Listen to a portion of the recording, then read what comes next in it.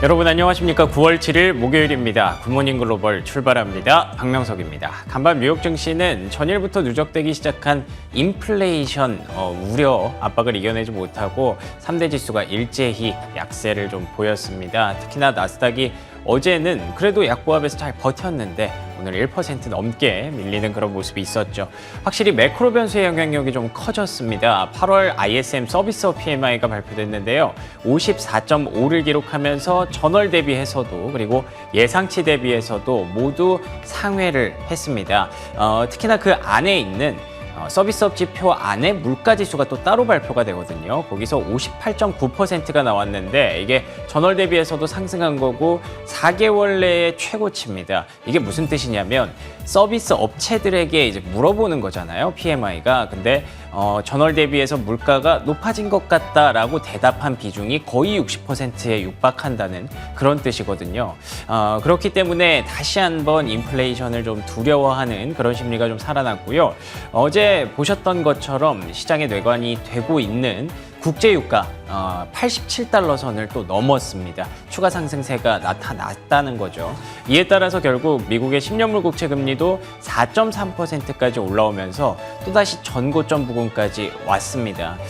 이런 모든 흐름들이 시장에는 불리하게 작용할 수밖에 없었고요. 사실 어제 이런 얘기들을 말씀드리면서 그나마 다행인 것은 빅테크가 잘 버텼다라는 점이었는데 오늘은 그 빅테크마저 좀 무너지는 모습이 안타까웠습니다. 여러 가지 개별학제도 좀 있었고요. 그리고 유럽의 독점 규제법 이런 것까지 영향이 다 더해지면서 특히 애플과 엔비디아가 3% 넘게 동시에 하락했던 것이 가장 좀 뼈아픈 부분이었죠. 사실 우리가 이런 것들을 다 걱정하는 궁극적인 이유는 결국 연준의 선택지가 궁금한 거잖아요. 과연 11월에 진짜 금리 인상을 할 것이냐 말 것이냐. 그런데 사실 잭슨홀 미팅 이후에 연준 인사들의 발언을 보면 좀 많이 완화된 건 사실입니다. 이번에도 보스턴의 콜린스 연은 총재가 지금 연준이 굉장히 유리한 위치에 와 있다라는 그 뉘앙스로 발언을 했어요. 굳이 긴축을 급하게 진행하지 않아도 되는 그런 상황이다라고 얘기를 했고요. 그리고 간밤에 연준의 베이지북이 공개가 됐는데 베이지북에서도 사실은 뭐 어떤 매파적인 발언들보다는 고용시장의 둔화에 대해서 굉장히 긍정적으로 보는 듯한 내용들이 줄을 이뤘거든요. 그렇다면 시장이 너무 지금 과도하게 두려워하는 건 아닐까 고민해 볼 필요는 있을 것 같고요. 그렇지만 다음 주에 또 CPI 발표가 있기 때문에 사실 유가가 많이 올라온 건 팩트잖아요. 그렇기 때문에 CPI까지는 조금은 긴장을 하고 시장을 지켜봐야 되는 것도 맞는 그런 얘기인 것 같습니다. 대응 전략 굉장히 좀 중요할 것 같은데요. 같이 함께 고민해 보시죠. 목요일 굿모닝 글로벌 지금부터 출발합니다.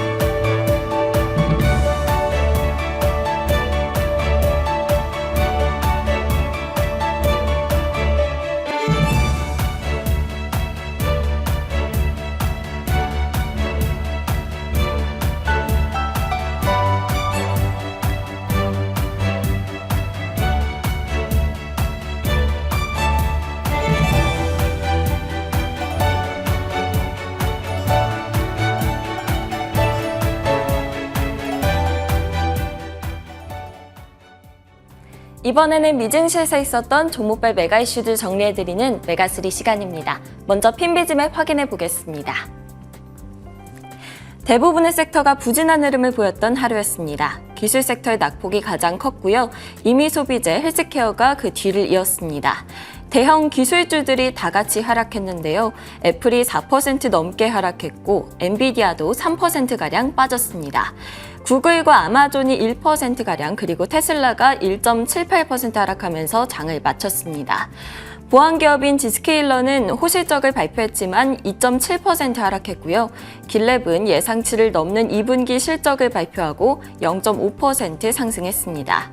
아사나는 2분기에 깜짝 실적을 냈지만 실망스러운 3분기 가이던스에 주가가 13% 급락했습니다.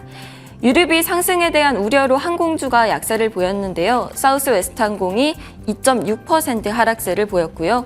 조금 전 실적을 발표한 C3AI는 실적이 예상치를 밑돌면서 시간외로 하락세를 나타내고 있습니다. 그럼 오늘의 메가3 확인해 보겠습니다. 오늘은 애플 소식부터 시작해서요. 테슬라 그리고 마지막으로는 로크 등 커뮤니케이션 서비스 관련주들 이야기로 이어가 보겠습니다. 먼저 애플 이야기로 시작해 보겠습니다. 중국이 공무원들에게 업무용으로 아이폰 그리고 기타 외국 브랜드 기기 사용을 금지했다고 합니다. 이 소식은 애플 주가를 3.6% 크게 떨어뜨리는 데 한몫을 했는데요. 그런데 중앙정부의 이 조치가 꼭 소비자 행동에 영향을 미치는 것은 아닐 것이라는 분석도 나옵니다. 예시를 들자면 작년에 미국 의회에서 정부 전자기기에서 틱톡을 금지하는 법안을 통과시키기는 했지만 미국인들 사이에서 틱톡의 인기가 크게 떨어지지는 않았죠. CNBC에서 애플의 디즈니 인수설에 대한 흥미로운 분석 기사를 내보내기도 했는데요. 두 회사 간의 유대 관계가 길고 견고하기는 합니다. 실제로 밥 아이거는 스티브 잡스가 더 오래 살았더라면 디즈니와 애플이 합병했을 수 있음을 자서전에서 밝힌 바가 있는데요. 다만 CNBC 측은 애플이 죽어가는 케이블 TV 사업에 발을 들이고 싶진 않을 것이라고 설명했고요. 인수 과정에서 규제를 넘어서기도 쉽지 않을 것이라고 합니다. 애플에 있어서의 가장 큰 이슈는 앞으로 오는 12일로 예상되는 아이폰 15 출시가 주가의 촉매제 역할을 할 수 있는지 여부일 텐데요. CFRA에서는 아이폰 매출이 5% 성장할 것이다 라고 전망했다고 합니다. 다음은 전기차 섹터 소식입니다. 테슬라는 다른 기술주들과 더불어서 간밤 하락세를 나타냈는데요. 여러 소식들이 있었습니다. 일론 머스크 테슬라 최고 경영자가 트위터 인수 당시 자신이 CEO로 있는 스페이스 X로부터 10억 달러를 빌렸다고 하죠. 얼마 후 돈을 다 갚기는 했다고 합니다.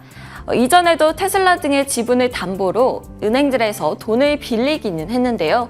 이번처럼 회사에서 직접 돈을 빌린 경우는 드뭅니다. 머스크는 스페이스X 전체 지분 가운데 42%를 보유하고 있고 전체 의결권의 79%를 장악하고 있죠. 거의 개인 회사나 다름없는 수준이기 때문에 머스크가 마음만 먹으면 은행처럼 돈을 넣었다 뺐다 할 수 있다는 겁니다. 한편 도이치방크의 로스너 애널리스트는 IAA 모빌리티에서 테슬라 경영진을 만나서 좋은 소식 그리고 나쁜 소식을 들었다고 전했는데요. 먼저 좋은 소식으로는 4분기 출시 예정인 사이버 트럭과 업데이트된 모델 3 세단에 대해서 낙관적인 전망을 언급을 했습니다. 반면 3분기 납품과 이윤 측면에서는 다소 실망감이 있을 수 있다고 밝혔습니다. 로스너는 테슬라에 대한 투자 의견의 매수로 목표가는 월가의 평균 목표가인 254달러보다 더 높은 300달러로 제시를 했습니다. 루시드 소식도 볼까요? 베어드는 루시드 그룹에 대해서 최고의 기술을 가지고 있다. 하지만 여전히 단기적으로 해결해야 될 문제들이 남아있다고 평가했는데요. 소프트웨어 그리고 구독률 그리고 효율성이나 충전 면에서는 산업을 주도할 만한 우수한 성과를 보여주고 있다면서 좋은 평가를 내렸습니다. 하지만 거시 경제적인 환경이 개선이 돼야 되고 생산량을 늘리는 발전을 보여줘야 한다고 설명을 했고요. 투자 의견은 중립, 목표 주가는 7달러를 제시했습니다. 마지막으로는 케이블 TV 그리고 엔터테인먼트 산업 쪽 이야기 해보려고 합니다. 먼저 로쿠 소식부터 보겠습니다. 비디오 스트리밍 기업 중 하나인 로쿠는 간밤 2.9% 상승했습니다. 전체의 10%에 이르는 직원을 구조조정하겠다고 밝혔기 때문인데요. 3분기 결과도 만족스럽다고 보고 있다고 전했습니다. 로쿠는 올해 들어서 주가가 2배 이상 올랐지만 여전히 그 상승세를 꾸준히 이어나가는 모습입니다. AMC 엔터테인먼트의 경우에는 밈 주식으로도 알려져 있죠. 장중 최대 4천만 주의 보통주를 매각하기로 했다는 소식에 주가가 36.8% 크게 하락을 했고요. 미국의 가장 큰 케이블 회사 컴캐스트의 CEO가 지금 ESPN 채널을 두고 논쟁을 벌이고 있는 디즈니 그리고 차터 커뮤니케이션에 대해서 한마디를 했습니다. 수백만 명의 고객을 더 잃기 전에 해결책을 모색했으면 좋겠다는 건데요. 지금 이 두 기업의 논쟁으로 인해 현재 차터의 고객들은 디즈니가 소유한 네트워크 채널을 시청할 수 없다고 합니다. 지금까지 메가3였고요. 이번에는 좀 더 자세한 시장 이야기 김태수 위원님과 함께 이야기해 보겠습니다. 위원님 안녕하세요.